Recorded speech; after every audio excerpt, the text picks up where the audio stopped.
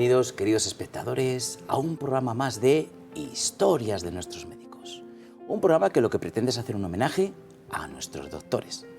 Las personas que nos cuidan, que nos escuchan, que nos miman, que nos curan, que nos quitan el dolor, que nos salvan la vida. Hoy tenemos con nosotros a una doctora. Es la doctora Tamara García Jiménez. Ella es doctora maxilofacial y también es cirujana estética. Vamos a hablar con ella de toda la parte maxilofacial, que es muy interesante, de su vida y también de esa parte que ya cada vez interesa más, que es la cirugía estética, pero la cirugía estética de verdad. Antes de hablar con ella, vamos a dedicarle un poema. El poema lo he titulado Rostros que vuelven a sonreír. Nació en Ávila un 5 de abril, aunque su corazón late en el Barraco, pueblo de la Sierra de Gredos, donde el trabajo y la ternura van de la mano. Sus padres, Jacinto y Elena, fueron pioneros entre pieles, artesanos valientes, que le enseñaron que el esfuerzo se hereda y que las manos pueden coser, curar o consolar, siempre desde el amor. Creció junto a su hermana Judith, entre juegos y responsabilidad. Estudió en el Barraco y en Ávila, en la Medalla Milagrosa, donde empezó a asomar su vocación: ser médico, entender la vida por dentro, descifrar cómo el cuerpo habla y la esperanza resiste. La Universidad de Salamanca la acogió con su piedra dorada. Allí halló saber y amistades eternas. Descubrió el temblor del primer quirófano y la emoción de convertir la ciencia en vida. En Toulouse aprendió a mirar el mundo con otros ojos y en la Academia Mira Asturias a soñar sin descanso ni miedo. El destino la llevó al doctor César Colmenero, quien le abrió las puertas de la cirugía maxilofacial, esa unión perfecta entre precisión y belleza, entre técnica y emoción humana. Desde hace 17 años, el Hospital de la Princesa es su casa. Del doctor Francisco Rodríguez Campo aprendió que el trato también cura, que una mirada puede preparar un bisturí. Comparte su vida con David, con sus hijos, Javier y Álvaro, dos luces que dan sentido a todo. Ama viajar, la naturaleza de Gredos, la fotografía y la armonía de las formas. En la medicina estética facial ha encontrado otro lenguaje. Cada rostro es un lienzo, cada historia una verdad. Cree en la belleza natural, en la elegancia invisible, en el milagro en que el cambio no se nota, pero se siente. Entre montañas y bisturís, ha hecho de su oficio un arte y de su arte una vocación. Porque detrás de cada cicatriz hay un relato y detrás de cada rostro una esperanza. Ella, con manos firmes y alma serena, devuelve la sonrisa sin borrar la esencia.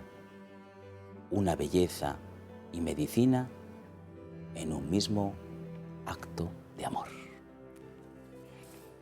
Bienvenida, Tamara. Gracias por esas palabras. Es un resumen completo de mi vida, pero muchas gracias. Cuando pasas así la vida, dices, ahí va, aunque sea joven, que lo eres, qué cantidad de cosas he hecho, ¿no? Qué cantidad de cosas. Sí, la verdad que sí. Y eso yo creo que llena, ¿no? Porque aparte que los médicos sois personas que tenéis una vida muy intensa, también sois, aunque sois científicos, yo siempre digo que tienes una parte de humanismo, ¿no? Que os gusta la historia, os gusta a lo mejor la poesía, os gusta pues la fotografía, o sea, completáis un poco esa parte. Somos gente inquieta, yo creo, ¿no? O sea, siempre estás intentando abarcar muchas cosas, siempre estás con nuevos conocimientos, nuevas oportunidades, tu cabeza siempre va a mil. Oye, te voy a pedir antes de nada que nos vendas el Barraco. Venga, Barraco. Venga, véndenoslo, dinos, pues, quien no haya ido al Barraco, yo sí he estado, ¿eh? Sí, ¿no? Venga, pero cuéntanos. Bueno, como barraqueña, y vamos, y si me oye mi padre, Barraco es el centro del universo, pero por supuesto. No, Barraco es donde yo me crié y donde yo estuve hasta los 18. Luego a los 18 yo me fui a vivir a Salamanca y hasta de los 12 a los 18 estuve yendo y viniendo todos los días en autobús a Ávila. Entonces, Barraco es, cuando yo voy allí es tranquilidad, es desconectas, porque de allí no puedes hablar, por ejemplo, de medicina o de tus problemas, no, llegas allí y es relax. Es un pueblo que está en plena norte, o sea, en la Sierra de Gredos, es un pueblo pequeñito, 2000 habitantes, y la gente es como muy fácil, o sea, tú llegas allí y eres uno más. Luego hay algo que me gusta mucho y es que, igual que tú aquí en Madrid tienes la sensación de decir tengo que llevar a esto, tengo que hacer no sé qué, siempre es la palabra tener que y vas a millones de cosas, allí tú llegas y todo es mucho más tranquilo, o sea, es fácil, todo se resuelve, todos tus amigos rápido se acoplan a tus planes, es fácil. Y luego pues es un pueblo de montaña, que estás en mitad de la Sierra de Gredos, tienes el pantano, que es un embalse, el embalse del Burguillo, que es navegable, entonces tiene la reserva natural, que es el Valleiruelas, entonces es una zona donde puedes desconectar. Bueno, pues nos apuntamos a ir al Barraco, ¿verdad? Y se come muy bien. Y se come muy bien encima. ¿Y esa niñez qué recuerdas del Barraco? ¿Qué recuerdas como...? Pues yo mi niñez la recuerdo con ternura, la recuerdo, me emociona. O sea, no sé qué decirte, pero es como el refugio de mis padres, recuerdo amor, recuerdo ternura, o sea, todos mis primos. Además, yo tengo la suerte de tener dos pueblos, no tengo uno, tengo dos. Tengo el Barraco y tengo Chamartín, que es el pueblo de mi madre. Entonces, siempre he combinado los dos pueblos. Cerquita, sí, están a 40 minutos. Está en la provincia de Ávila y otros más de la sierra, o sea, está un poquito más al norte de Ávila. Entonces, recuerdo mi infancia siempre con una infancia feliz, de familia, primos, inocencia, juegos, o sea, diversión, de salir al pueblo, o sea, con tus amigos, con tus primos, y o sea, irte y volver por la noche, jugar todos los niños en el mismo pueblo a los mismos juegos de toda la vida. ¿Sigues viendo a esos niños? Los de Barraco sí, los de Chamartín no tanto, no coincidimos. Pero a lo mejor, sí. o sea, vais a lo mejor, yo que sé, a lo mejor en fiestas, ¿no? O en verano y ves a esos niños. Sí, sí, y los de Barraco siguen siendo mis amigos actualmente, así que sí. Oye, ¿el colegio fuiste a Barraco o ya en Ávila? Barraco. Estuvimos, bueno, Barraco tiene una suerte de que son 2000 habitantes, pero que tiene muchos niños. Entonces, hay colegio, de hecho nosotros éramos 25 en clase, 24, 25, y yo hice desde parvulario, no sé cómo se llamaba entonces, hasta segundo de la ESO, porque mi generación fue la primera que empezamos con la ESO. Ah, sí, fuiste la que dejaste fuimos pioneros. el EGB. Sí. Dejaste el EGB por eso. Y bueno, una infancia ahí en el pueblo, la montaña te gustaría desde el principio, claro, porque al final estás ahí. Sobre ¿no? todo, o sea, es verdad que tú al final vives en una montaña, pero no lo valoras. Cuando vas fuera, o sobre todo cuando empecé a hacer viajes y ya siendo más mayor, y de repente vas fuera y dices, uy, me gusta a mí esto de caminar y por la montaña, y te das cuenta que tienes a Gredos o sea, en 20 minutos. Entonces empiezas a interesarte más por la montaña y la montaña la verdad que a mí me gusta mucho.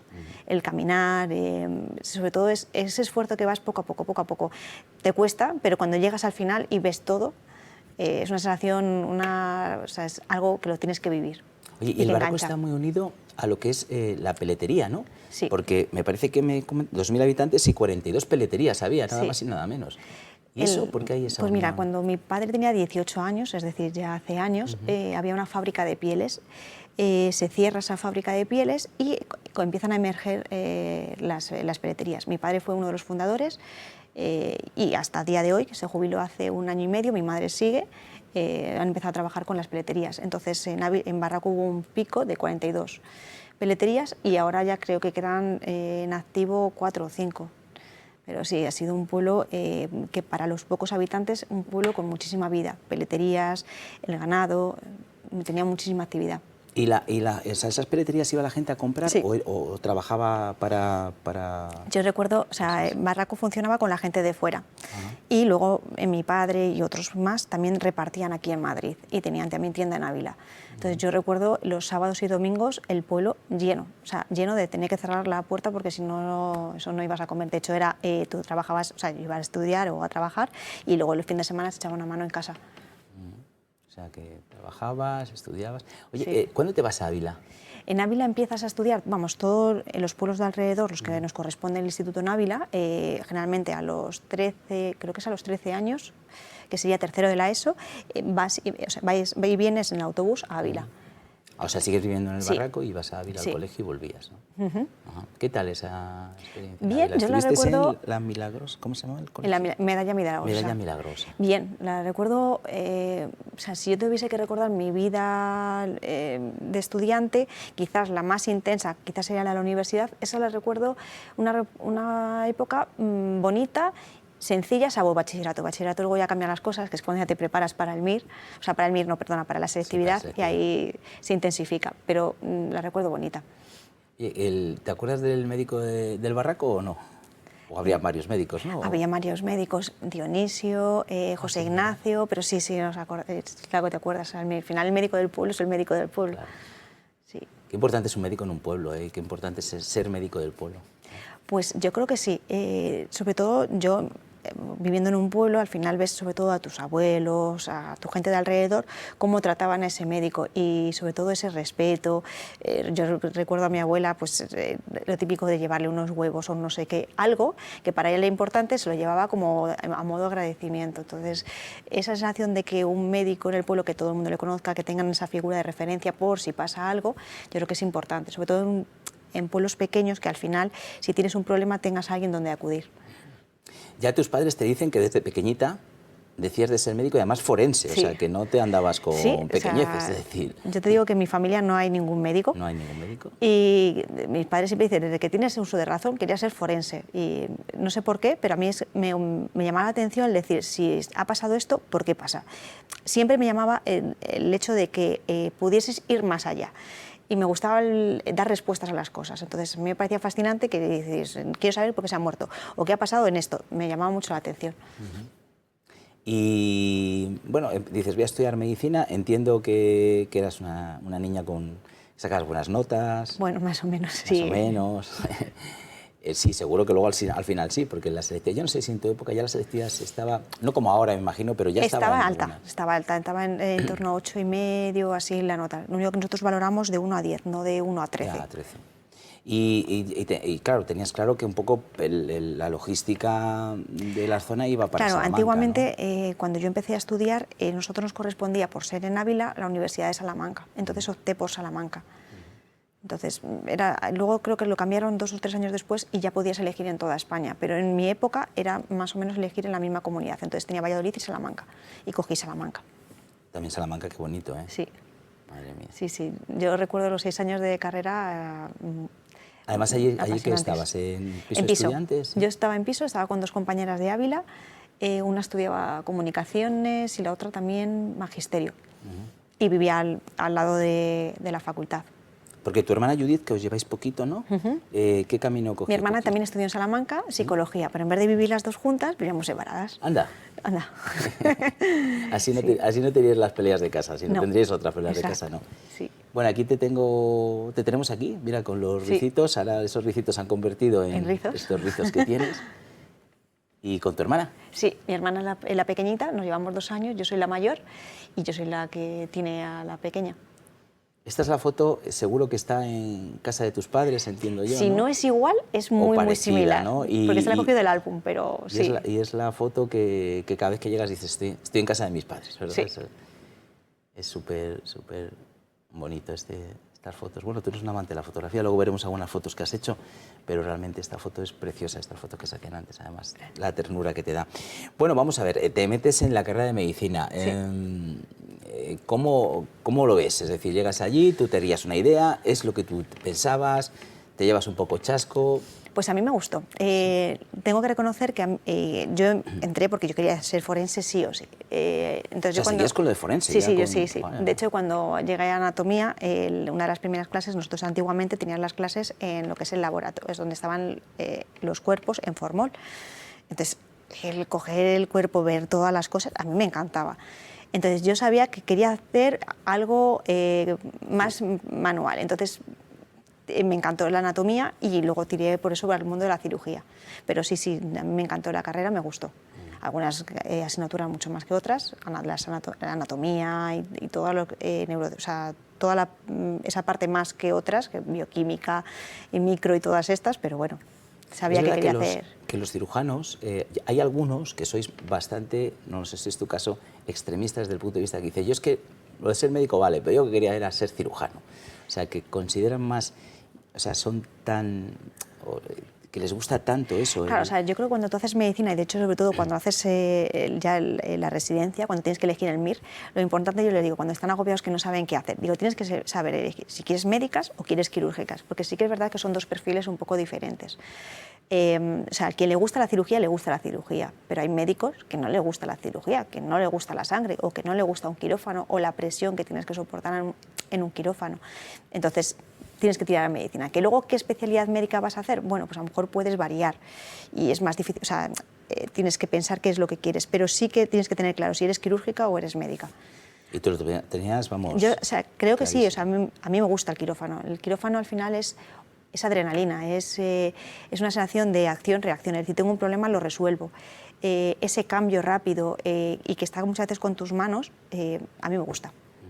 Pero también eres una persona, por lo que he hablado contigo, que he tenido la suerte de hablar antes que ahora, que estás muy sensibilizada con la parte humana, ¿no?, del médico, ¿no? De hecho, tienes un profesor, que a ver si recuerdo bien, Francisco Rodríguez Campo, ¿no? Sí. O sea, una cosa es que tú seas cirujana, que te guste hacer con tus trabajos, o sea, con tus manos ciertos cambios o trabajar en quirófano, y otra cosa es que pierdas la visión humana. O sea, el paciente sigue siendo el paciente, da igual quién le trate, si sea cirujano o sea médico, o sea, un neumólogo o cardiólogo. Al final es la empatía, el problema que tiene el paciente, lo que tú estás resolviendo. ¿Cómo lo resuelves? Depende de la patología. Pero eso no quita para que tú al paciente le dediques el tiempo, trates de entenderle y que estés ahí. Creo que eso es diferente. O sea, puedes ser cirujano, pero creo que la empatía hacia el paciente, el trato, la ayuda y el poder servirle, eso lo puedes hacer desde cualquier campo. Vamos a ver unas fotografías de tus viajes. ¿De dónde es esta foto? Esto es de Islandia, de hace ya por lo menos 5 o 6 años. No sé si habéis ido a Islandia, pero Islandia tiene el tipo de carretera road alrededor de la isla y luego tiene la posibilidad de ir hacia el centro. Entonces hay zonas que solamente están abiertas en verano y esa es una de las zonas del cráter, que ahí es donde muchas veces hacen como expediciones hacia Marte, como simulaciones allí, porque es un terreno similar. Claro, es verdad. Es verdad. Este también es en Islandia, este ya son en la zona de las cataratas. Bueno, preséntanos, ¿quién está ahí a tu lado? Es mi marido, David, mi marido. Y uno de los viajes, gracias a Dios hemos viajado mucho, y es uno de los viajes que hice con él, y estamos en Islandia, en una de las cataratas, en el norte. ¿Estás de acuerdo conmigo que viajar te hace también tu personalidad, verdad? Yo creo que viajar, o sea, tú naces con tus padres y tienes una serie de valores con ellos, la educación te abre, pero cuando empiezas a viajar y sobre todo vivir en el extranjero te das cuenta que eres pequeñito y que lo bueno de compartir cosas es que te creces y vas creciendo como persona y tienes una visión mucho más global. Entonces yo creo que viajar es bueno y hay que hacerlo. Aquí estamos también en... Esto es en Patagonia, en el Fitzroy. Esto es en el Perito Moreno. El Perito Moreno, que lo comentábamos antes, que... Es impresionante. Es impresionante, es decir, sí. Yo recuerdo cuando tú vas, yo iba en un autobús, no sé si, y das un giro, que hay un momento que hay una curva, sí, y lo encuentras enfrente, y dices, pero ¿qué es esto, Dios mío? ¿Qué ha hecho la naturaleza? Yo es la primera vez que veía los glaciares, porque luego es verdad que en Islandia también tienes la oportunidad de verlos, pero la primera vez que vi los glaciares fue en Argentina y me encantó, me encantó. Esto es en Vietnam. Vietnam también es un viaje que es cambio de tercio, nada de montaña, pero es cultural, es un viaje muy dinámico, a mí me gustó muchísimo. Yo no he ido, además dicen que es un viaje que se puede hacer con niños, ¿verdad? Sí. Creo que está bien preparado sí. para... Y es un viaje sencillo de hacer, tienes muchísimas zonas donde ir, donde explorar. Lo que más me gustó fue el norte, porque en el norte cogimos unas motos y nos fuimos por toda la frontera de China, que es una zona que no está nada explorada, y te ibas por pueblitos, ibas durmiendo con gente local, y me gustó muchísimo. Y nos estás dando una envidia. Esto es en Camboya, en los templos de Angkor. Aquí va. Este es mi grupete de amigos de viajes, todos. y, bueno, y mi marido. ¿Que veis siempre los mismos, más o menos? Es que coincidió que, bueno, aquí yo terminé de trabajar en una temporada en La Princesa porque se me cesan el contrato y tenía mucho tiempo libre, entonces me apunté al gimnasio y conocí este grupo de amigos que también hacíamos bueno, carreras y demás. Y entre otras cosas compartíamos la afición de viajar, entonces empezamos a viajar y ahí conocí también a mi marido. O sea, uno de los amigos, sí. ¿Tu marido? Sí, que le conocí en un viaje de esquí. Qué bonito. Y hasta ahora. Estás de Vietnam también. Vietnam. Con David. Cara buena persona tiene tu marido, ¿eh? Sí, es muy buena gente. Qué cara buena es muy persona buena gente. tiene. Y luego me complementa, porque yo es verdad que soy más adrenalina, más todo ahora. Mi marido es más tranquilidad, poner sentido a las cosas, me para, vamos a hablar, me complementa. Qué bien. Me complementa. Además no es fácil vivir con un médico. Con un médico, ¿eh? Yo soy fácil. No, bueno, sí, soy complicada. No, pero no digo por ti. No, soy complicada, porque tengo bastante carácter y él, por ejemplo... Y traerte sí. las cosas a casa... Sí, sí, y los problemas, y muchas veces te cuesta exteriorizar si hay alguna cosa que va mal o que tienes en la cabeza, porque al final el trabajo es trabajo y lo intentas separar, pero es verdad que eso sí que... O sea, sí que hay días que tú en tu casa tienes tus problemas, y sobre todo los pacientes, que cuando el paciente va bien se te olvida, pero si un paciente va mal, convives con ello. Y al final te pesa porque son la vida de las personas. Entonces eso claro, en tu casa lo vas arrastrando. Tamara, ¿es médico 24 horas? Sí. 24 horas. Sí. A veces que lo eres lo tienes que ser, pues claro, si no... Sí. Bueno, pues nada, y aquí tenemos, vamos a ver esta última. Grecia. Grecia, precioso, Grecia también. Sí. Bueno, pues vamos a irnos a publicidad. Luego seguimos con la doctora Tamara. Antes de irnos, quería enseñaros el glucómetro sin pinchazos. Este que está causando fervor porque... No hace falta pincharse, no hace falta sacarse sangre. ¿Eres diabético tipo 2, prediabético? Bueno, pues te colocas este aparatito. En el móvil tienes una aplicación que es súper sencilla. Es tan solo darle un botón y ahí te aparece la glucosa que tienes. ¿Esto qué? ¿Por qué viene bien? Porque además de que no te va a doler, no te tienes que estar pinchando todos los dedos, es que además vas a poder medírtela todas las veces que quieras. Hay veces que es bueno medírsela, a ver cómo estamos por la mañana, después de comer, momentos claves, porque la glucosa, si la tenemos bien controlada, no da ningún problema, pero si no, ya saben ustedes que da muchos. Riñón, vista, corazón, neuropatías, así que controlamos la glucosa con este glucómetro, sin pinchazos, sin dolor. Tenéis un teléfono 973-0101, podéis marcar ahí, podéis marcar ahora para que quede la llamada registrada, y además os haremos un precio muy especial por ser espectadores del Toro Televisión. Y ahora sí, ya nos vamos a publicidad.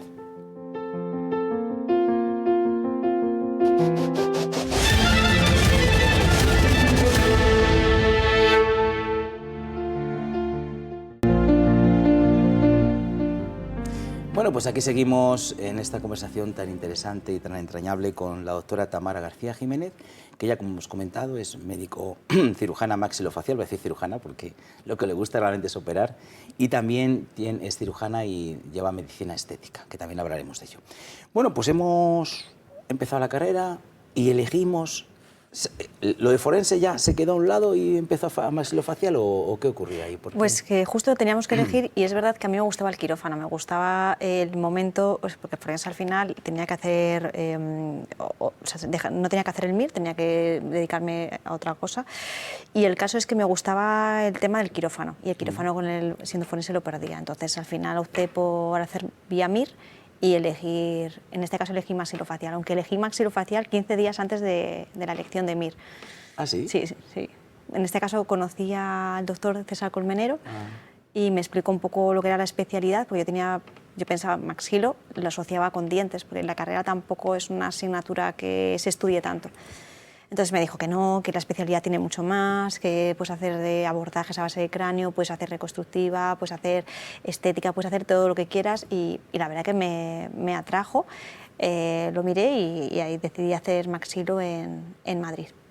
¿Aprendiste de uno de los mejores maxilofaciales? Por lo menos yo creo que sí lo es. De fama mundial, sí. Una persona que opera cosas muy complicadas y de gente de otros países que tienen complicaciones muy tiene un espectro de todas las patologías que hacen que es muy amplio. Explícanos, por si alguno no lo sabe, que serán muchos, yo entre ellos también, Maxilofacial, ¿qué exactamente? Vale, pues es una cirugía que nace sobre todo después de la guerra, pues el tema de traumatismos, etcétera, etcétera. Entonces es una cirugía, o sea, es una especialidad reciente, no es una especialidad a lo mejor como cirugía general, es una especialidad que aparece en los últimos años, en los años 80, y la idea es que hacen una visión mucho más global, es decir, tienen la visión de lo que es el esqueleto facial, pero también partes blandas. Entonces nos permite abordar muchas cosas, desde tumores de todo lo que es cabeza y cuello, a reconstructiva, así como abordajes a base de cráneo, niños fisurados, cirugía estética facial, tumores orbitarios, es decir, es mucho más amplia. Es una especialidad que es apasionante, porque además te permite hacer, depende de lo que tú te quieras dedicar, tienes muchísimas posibilidades. Que quieres tema dental y no te quieres complicar mucho la vida, pues a lo mejor pues, te dedicas más a preprotésica o implantes. Que quieres hacer cirugía de base de cráneo, cirugía reconstructiva, pues lo que te digo, pues quitar una mandíbula o una órbita y reconstruirla, etcétera, etcétera.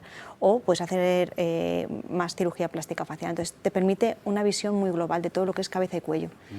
Tú estás en el Hospital La Princesa, sí, en Madrid. Sí. Ahí, en tu servicio, ¿tenéis toda esta, o tú te has especializado en algún concreto? Pues nosotros hay patología que la hacemos todos, pero hay patología que es un poco más específica. Sobre todo yo hago oncología y reconstructiva y parálisis facial. Son los tres campos un poco que llevo dentro del servicio. Oncología, pues todos los tumores de cabeza y cuello, además la reconstrucción, es decir, tú quitas ese tumor, tienes que reconstruirlo y ahí entra la parte de la cirugía microquirúrgica, es decir, quitas una mandíbula, pues tienes que reconstruirlo con un peroné. Quitas... Una mandíbula con un peroné. Claro, si tú quitas un... Sí, te he entendido, pero... O sea, si tú quitas hueso, tienes que poner un hueso, no puedes, para poder reconstruir ese contorno. Claro. Entonces puedes reconstruirlo con peroné. Si quitas, ¿qué te voy a decir? Pues partes blandas, como por ejemplo toda la mejilla, pues hay veces que hay que reconstruirlo con injertos que son de partes blandas, ya sea esa zona o la pierna. Entonces, hay una parte, has dicho de oncología, que evidentemente te enfrentas a personas pues, bueno, que están en un estado pues, complicado de su vida, etc. ¿no? Ahí, independientemente de ser cirujano y que tú lo que vas a hacer es esa labor, digamos, muy técnica, ¿no? Y muy sofisticada de dejar, sí que se hace otra labor, ¿no? Que es la parte que comentábamos, ¿no? ¿Tú ves antes de operar, por ejemplo, a los pacientes? Siempre se ven a los pacientes. Y luego, además, este tipo de cirugías generalmente suelen ser cirugías con hospitalización larga. Entonces, son pacientes... Yo siempre he dicho que los pacientes de cabeza y cuello, los oncológicos, muchas veces son pacientes que están muy entregados. Es decir, son pacientes que, a pesar de que la cirugía es súper agresiva y les puedes dejar bastantes secuelas, son pacientes que además siempre están agradecidos al cirujano. Y son pacientes que se te entregan. Entonces, tú como cirujano siempre tienes que acompañarle en este proceso. Un paciente oncológico siempre tienes que dejarle la puerta abierta para lo que necesite, porque al final el paciente oncológico, sobre todo de cabeza y cuello, tiene la secuela en el sentido de que todos los días se ve que tiene un tumor, no lo puede esconder, tiene dificultad para comer o dificultades para muchas veces tragar, para hablar, etcétera, etcétera, y en esa situación el que tenga un referente y que le puedas acompañar creo que es vital. Por lo que dices, la cirugía a lo mejor no solamente en una cirugía, ¿no? Son fases. Generalmente suele ser, los pacientes oncológicos generalmente lo intentas hacer en una cirugía. El problema es que hay veces o bien que no sale bien del todo o luego tienen secuelas que tienes que corregir en un segundo tiempo. Todo eso, y generalmente los procesos de hospitalización de estos pacientes suelen ser largos. Cuando, porque si tú me operas una rodilla o me operas, voy a pensar a ver si me quedo bien y ando bien, o si me operas, no sé, el estómago, a ver si realmente mis funciones son adecuadas. Pero cuando estamos hablando de la cara, todo se vuelve, digamos, como más, no sé si más complicado, como mínimo, que la persona es más susceptible, ¿no? Claro, porque claro, al final... la cara es tu manera de relacionarte con los demás, es tu manera de decir, yo me miro al espejo y me identifico, y luego además todas las funciones vitales, depende de la cara, de comer, respirar, todo. Entonces al final todo lo que hagamos sobre la cara, si podemos dejarle menos morbilidad, mejor. Mira, aquí tenemos, bueno, aquí estás en la zona estética, que también hablaremos de ello.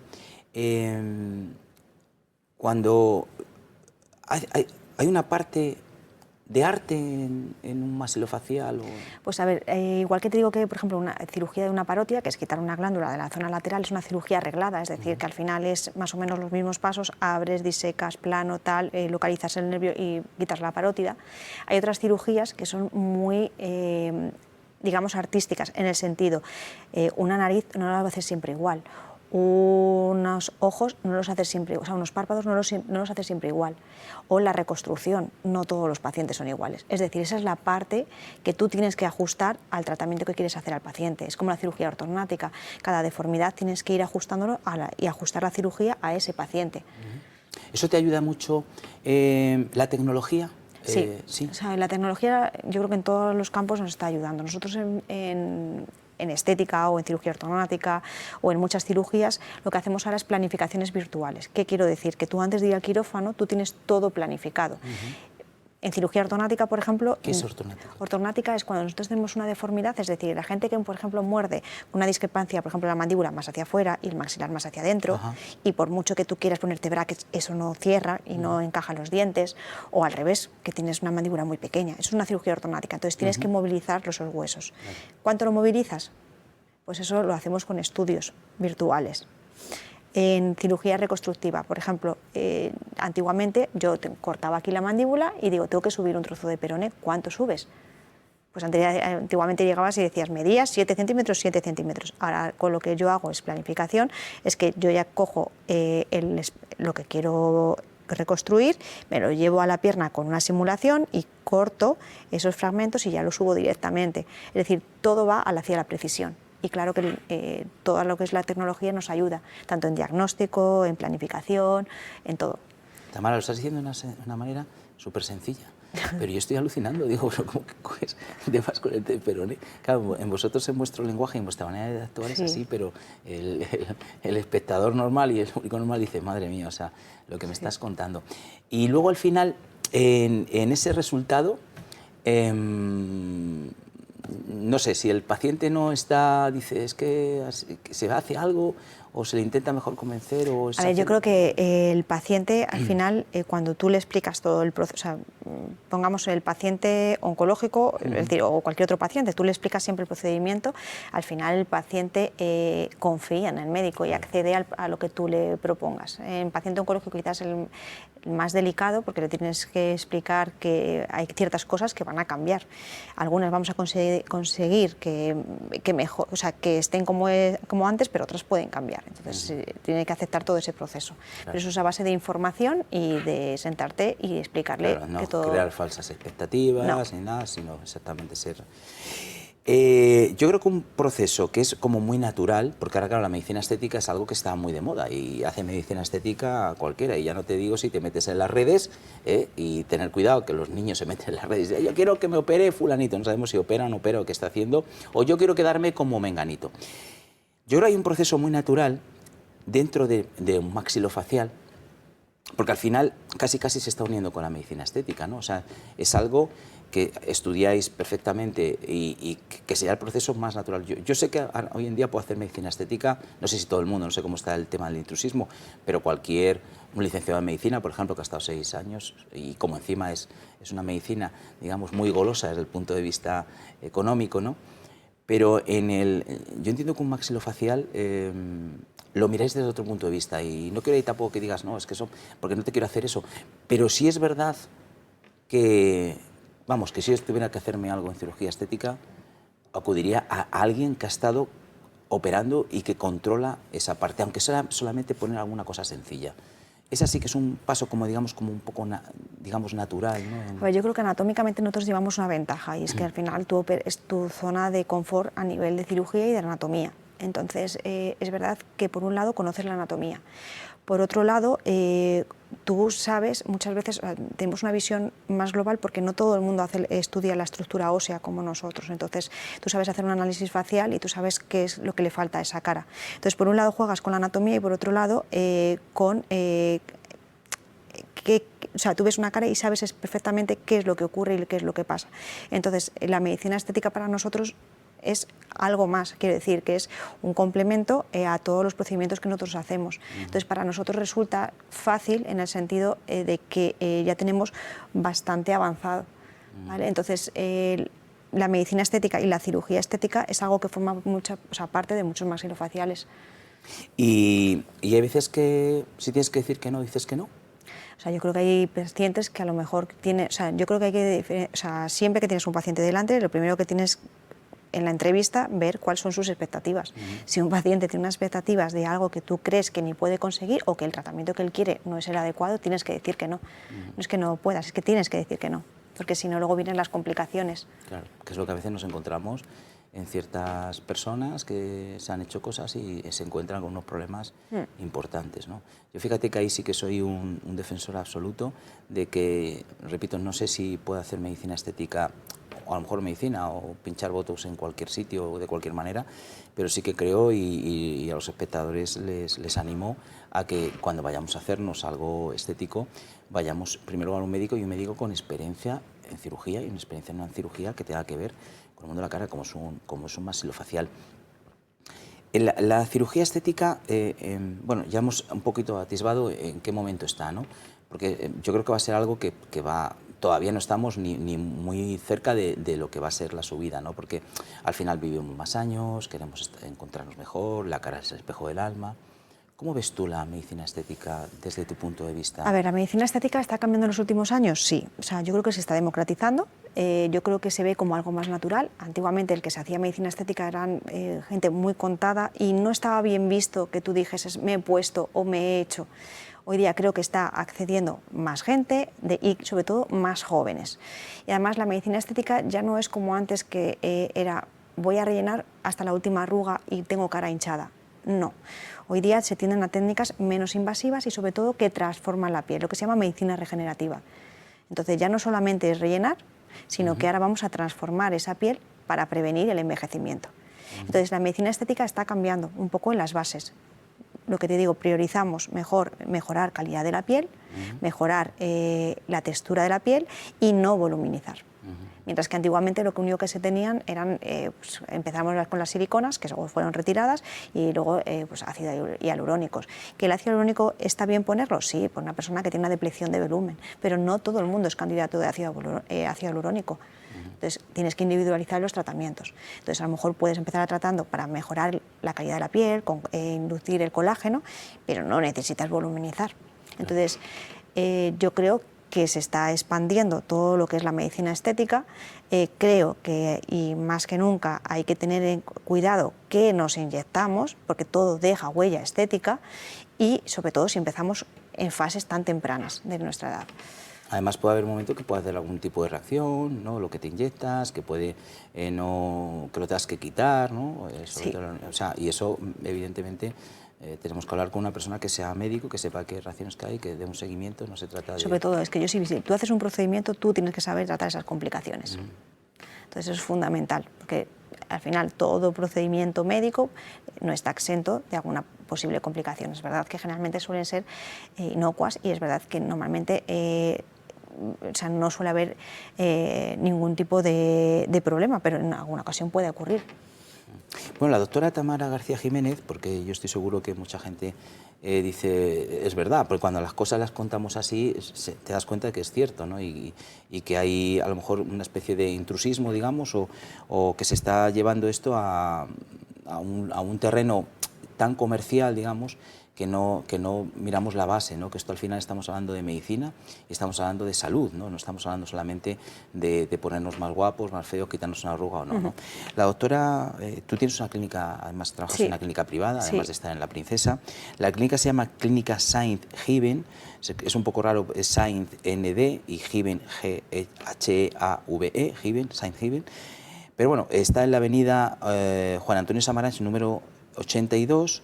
Les voy a dar un teléfono, pero vamos, yo creo que si buscan también a la doctora Tamara García Jiménez, aparecerán, doctora Lea, ¿dónde estás? Porque yo estoy seguro que te van a buscar mucha gente, además, como se te ve tan humana, y seguro que vamos a querer que seas tú la que nos mires, por lo menos que nos digas qué es lo que nos hace falta. Es el 614 41 96 71, repito, 614 41 96 71. Y ahí es donde estás haciendo tu parte, digamos, privada, ¿no? De estética, medicina estética. De medicina estética. Cirugía estética facial. Porque claro, ahí hacéis también, tú haces facial y a lo mejor otra persona hace, ¿no? Sí, hay gente que hace corporal, yo hago facial solamente. Claro, que estás especializada en lo que es la parte maxilofacial y con eso pues, sí. pues hacemos. Cuando tú te enfrentas, vamos a seguir con la estética, cuando tú te enfrentas a un paciente, entiendo que lo primero que tienes que hacer, creo, es saber qué es lo que quiere y qué espera, ¿no? Porque para que luego no hayas, me lo comentabas antes, ¿no? O sea, que esa parte ya no es, oye, tiene un cáncer, hay que hacer esta operación, hay que hacer esto, que ahí el paciente tiene poco que decir. En el caso del mundo de la estética, o sea, lo primero es ver un poco cuáles son las expectativas del paciente y hasta qué punto tú puedes llegar a cubrir esas expectativas. Entonces, hay gente que dice, bueno, lo tiene muy claro, mira, es que quiero corregir ciertas arrugas o me veo más cansada y quiero mejorar ese aspecto, o mira, tengo una serie de manchas y quiero corregirlas, o mira, es que tengo el párpado caído y quiero una cirugía. Entonces, tú le orientas un poco en función de tus herramientas, qué es lo que puede conseguir y hasta dónde puede conseguir. Si viene una persona, es que mira, no me veo, quiero algo que tú ves que no es factible, pues a lo mejor no es un candidato de ser tratado. Entonces yo creo que tú tienes que jugar con tus herramientas y con las expectativas del paciente. Es básico ser, sobre todo aquí en esta parte, muy, muy sinceros y muy claros con lo que tú... Yo creo que, o sea, independientemente de que estemos hablando de que aquí ya no es tanto un paciente, sino más un cliente, y estás tratando a un paciente quizás diferente que a lo mejor el paciente oncológico, pero creo que las bases son las mismas y creo que el paciente, al final, tú como médico, tienes que poner ante todo al paciente delante y decirle, mira, yo puedo conseguir esto, esto, esto y esto, pero esto no lo voy a conseguir. Claro. Y no te voy a vender esto. Claro. Creo que eso es fundamental, da igual donde trabajes. Bueno, pues llegado este momento, Tamara, me vas a permitir que te haga un regalo en nombre de Jamones Navarretinto. Fíjate qué presentación, ¿eh? Historia de nuestros médicos con Adolfo Albistur. Yo te digo una cosa, no sé si te gusta el jamón. Sí, me gusta mucho. Bueno, pues este es jamón 100% ibérico. Es jamón que se dice de bellota, de pata negra. A veces se dice, pero a lo mejor el cerdo ha visto poco la bellota. Aquí es auténtico, no mezclan producciones. Es una familia, son jamones que vienen de Extremadura, cerditos que vienen de Extremadura. Y bueno, y no digo más porque cuando lo pruebes me dirás, Juan Adolfo, qué rico y qué bueno está el jamón. Aparte el jamón, cardiosaludable, o sea, en el aspecto médico no podemos quejarnos de nada porque es todo lo contrario. Yo tengo una costumbre que a mí tengo tendencia a engordar y entonces por las noches digo, bueno, en vez de cenar en plan tal, pues me tomo un platito de jamón que me sacia, es decir, al final te quedas bien y al final pues has comido y has comido algo muy sano. Así que de parte de Navarretinto... Ahí tienen un teléfono, llamen porque van a tener un 10% de descuento. Si llaman ahora dicen que nos han visto aquí en Historia de Nuestros Médicos. Es ese 91 625 02 28. Animo sobre todo, llamen, piden algún sobrecito y luego ya si quieren compran un jamón, que además te lo envían cortadito al cuchillo, te envían los cachitos de los huesos para que podamos hacer un caldito. Así que nada, Navarretinto, ahí tienen, 91 625 02 28. Y ahora vamos a pasar, Tamara, a una parte que a mí me encanta y yo sé que a ti también te va a encantar, que es la familia. Vale, la familia. Yo te agradezco muchísimo que nos hayas traído fotos y que nos presentes a tu familia, ¿eh? Porque los médicos, aparte de trabajar mucho y hacéis todo esto, pues también cuidáis a vuestra familia. Y en tu caso, tienes una familia, pues bueno, ya con niños y todo. Bueno, aquí tenemos ya la boda, ¿eh? Sí. Con David, que le hemos conocido antes, ¿verdad? Sí, este es mi marido, David. Que nos casamos ya hace 4 años. 4 años. Sí. Bueno, no hace mucho, no hace mucho, está muy bien, está muy bien. Mira, una curiosidad es que con mi marido, o sea, yo es verdad que nunca he tenido así muchos novios. Y cuando conocí a David, cuando llegó al 3er mes, le dije, David, que sepas que has batido récord, ya he durado más contigo que con ninguno. Es que ser novio de un médico o de un médico, pues claro, te tienes que adaptar un poco a su ritmo, a sus horarios, sí. Este es mi hijo mayor. Bueno, ya empezamos Javier, a llevar al niño a la montaña. Tenía un congreso y aproveché y se vino la familia y entre ellos mi hijo pequeño. Y ahí está embarazada, de hecho, ya de 5 meses de Álvaro. Que ahora mismo Álvaro tiene 2 años. Ahora tienen 2 años y medio y él tiene 3 años y medio. Él tiene 3 años. Él es Javier, ¿no? Javier, el mayor. Aquí están los dos pequeñines. Javier, que es el mayor, que ahora tiene 3 y medio, y el pequeño Álvaro, que tiene 2 años y medio. Se llevan 13 meses, llevan muy poquito. Oye, ya hay uno que saca tus ricitos, ¿eh? Sí, bueno, los ha perdido.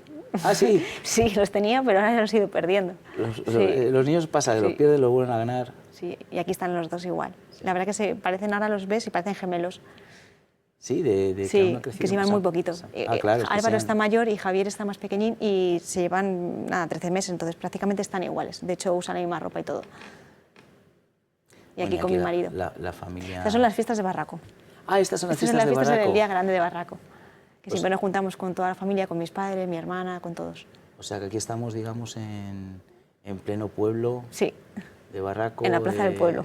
¿Se siguen manteniéndose en Barracos los bares que había antes? Sí, o, sí. Sí. Que además los pueblos digamos, de montaña y de la Sierra de Gredos que hay, son pueblos como muy bonitos, o sea, son pueblos empedrados, o sea, que son... sobre todo los del sur de Ávila, que son toda la zona de las Cinco Villas, Candeleda, Arenas, esos pueblos son más auténticos. Barraco no es tan auténtico, pero sobre todo el entorno es muy bonito. Es muy bonito porque estás en un valle con mucha montaña y luego tienes toda la reserva natural y el pantano. Creo que nos queda un par de fotitos más. Este es mi abuelo por parte de padre. Mi padre está arriba y mi cuñado. ¿Y tu abuelo nacido en? Nació en Barraco. Mi padre es de Barraco, mi madre es de Chamartín. Y mi padre ha vivido allí siempre. ¿Y tu abuelo ya se dedicaba ya al tema de la peletería? No, todavía ellos eran ganaderos. No tiene nada que ver. ¿Y por qué lo de la peletería de Barraco? O sea, es porque alguien montó ahí una fábrica y ya está. O sea, y a partir de ahí empezó a haber peleterías y ganado. Eran las dos fuentes de ingresos del pueblo. Que le ha dado la vida, claro, ¿Sí? digamos a... La verdad que sí, porque toda la generación de mi padre, yo pienso que es una generación de emprendedores, porque mi padre del 56 y esa es una generación que se buscó la vida. Creo que nos falta una, que es un poco especial esta foto, ¿verdad? Sí. Bueno, pues... Mi abuela, tu abuela, por parte de madre, y mi tío. Que los dos ya no los tenemos entre nosotros. No, mi abuela sí que la tengo. Ah, sí, qué gracias suerte, a Dios. Qué suerte. Y mi tío. Y tu tío, que era muy especial y que hace poquito... Seguro que nos está viendo, ¿eh? No, eso hay que confiar en ello porque... Cruzo los dedos de que sí. Y además está siempre en el corazón. Cuando se lleva una persona en el corazón... Yo tuve el fallecimiento que más me ha dolido, así ha sido el de mi padre, y fíjate que como me daba muchos consejos, cuando voy a hacer algo que no sé qué hacer, digo, ¿qué me diría mi padre? Y entonces me sale lo que me diría él, porque al final ya aprendí tanto los consejos que al final sale lo que dijo. Sí, yo creo que hay que aprender a vivirlo. Claro. La familia, digamos, que es importantísima, ¿no? Para ti, yo creo que la profesión al final, la familia, ver tus hijos crecer, ver tus padres, que tienes la suerte de tenerlos, tu abuela incluso, es muy importante. Quiero dejar, falta muy poquito, pero sí, Tamara, me gustaría, tú que eres una doctora muy joven, porque al final, cuando te haces doctor ya no es como si empiezas en otra profesión. Empiezas con 22 años la profesión, pero vosotros empezáis casi con 20 y mucho, casi 30, ¿no? ¿Qué podíamos mejorar, siendo muy positivos? ¿Qué podíamos mejorar? ¿Cómo podíamos nosotros ayudaros como sociedad para mejorar al médico? A ver, yo creo que la sociedad está cambiando y así también el ejercicio de la medicina tiene que cambiar. Entonces creo que sí que deberíamos actualizar un poco la profesión del médico para que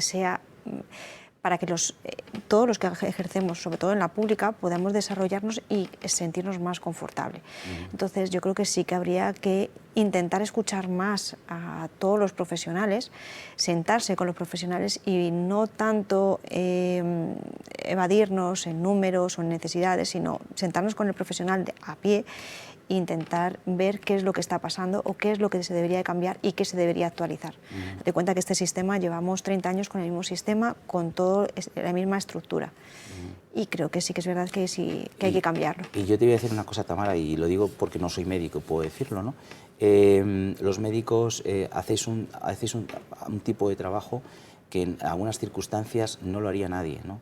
Lo que pasa es que tenéis mucha vocación, pero a lo mejor estáis 20 y tantas, 30 horas y no pasa nada si tienes que atender a otro paciente, y eso hay que, en primer lugar, valorarlo, que es importante, pero luego también hay que intentar mejorarlo, ¿no? Que no sois supermanes, aunque por lo que hacéis sí, pero hay que mejorarlo. Entonces yo creo que también tiene que servir este programa de ese granito de arena para que realmente podamos conseguir que esta valoración que hacemos en el programa a los médicos, pues que también luego, como sociedad y como pacientes que somos todos, pues también lo tengamos. Ya estamos terminando. ¿Qué tal te has sentido? Bien. Bien. Sí, sí, fácil. Pues nada, me alegro muchísimo. Vamos a terminar recomendando algo que llevo muchos años recomendando, que es un desfibrilador. Esto no es un aparato que sea ajeno solamente para los médicos, no, esto es un aparato que tenemos que tener cerquita, porque si pasa una parada cardíaca, una fibrilación ventricular, la única manera de salvarnos es actuando 10 minutos. Tenemos 10 minutos para actuar. Si no actuamos en esos 10 minutos, morimos. Morimos porque nuestro cerebro muere. Entonces hay que hacer algo. Los servicios de emergencia llegan lo antes que pueden, pero es raro que lleguen antes de 10 minutos. Sin embargo, cogemos el desfibrilador, que está preparado para que cualquier persona lo pueda utilizar, le das a un botón y habla, es colocar 2 pegatinas en el pecho, él analiza, si hace falta va a dar la corriente y si no, no la va a dar. Así que tengamos desfibriladores, por favor, comunidades de vecinos, sitios donde se hace deporte, aunque no sea obligatorio, pero tengámoslo, un restaurante, una comunidad de vecinos, como he dicho, es decir, incluso en nuestro propio domicilio. Tengamos el desfibrilador. Y luego este otro aparatito, que es una novedad, es para hacernos un electro en casa tranquilamente con nuestra aplicación del móvil y vemos las arritmias, la frecuencia. Si hay alguna cosa rara, pues nos lo va a dar, nos hace un informe incluso. Y ya vamos a nuestro cardiólogo, a nuestro médico de familia, ¿no? Para decirle, oye, mira, que me ha dado esto. Porque es como podemos prevenir. Esto ya es un momento determinado grave, pues es una solución. Pero esto podemos prevenir, por ejemplo, un ictus, una fibrilación auricular. Y te da un ictus, si nosotros sabemos que tenemos esa fibrilación auricular, podemos prevenir ese ictus. Así que tengamos estos 2 aparatitos, tienen un teléfono 900-730-061, gran descuento para los espectadores del Toro Televisión, llamen ahora y cardioprotejámonos. Lo dicho, Tamara García Jiménez, doctora, muchísimas gracias por estar aquí. Gracias a vosotros. Y por abrirnos tu corazón.